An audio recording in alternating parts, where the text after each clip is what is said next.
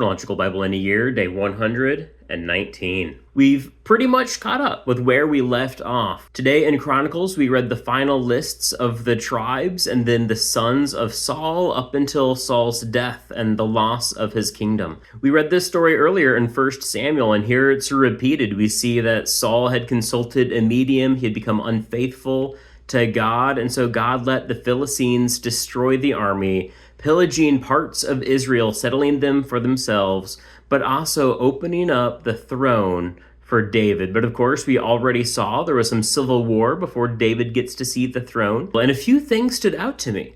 The first thing that stood out was we saw the line of David before we saw the line of Saul.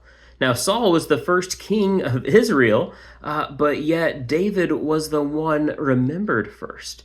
So that I find quite fascinating, possibly because history is written by the victors, or possibly because when people looked at the line of kings, they realized Saul had failed and was not a model to be emulated. We know David had failures as well, the difference being when David failed, he eventually turned back to God, even if it took some rebuke from a prophet like Nathan. We'll see that in a while. But chapter 10 ended saying that Saul died for his unfaithfulness to the Lord because he did not keep the Lord's word. He even consulted a medium for guidance, but he did not inquire of the Lord. So the Lord put him to death and turned the kingdom over to David, son of Jesse. I know many people today who try to merge this idea of Christianity and Spiritism.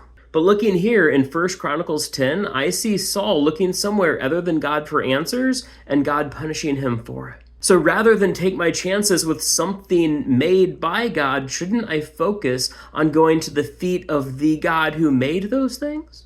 Rather than summoning the dead for assistance like Saul did, shouldn't I rather talk to the one who rose himself from the dead? Here's the question of the day for us.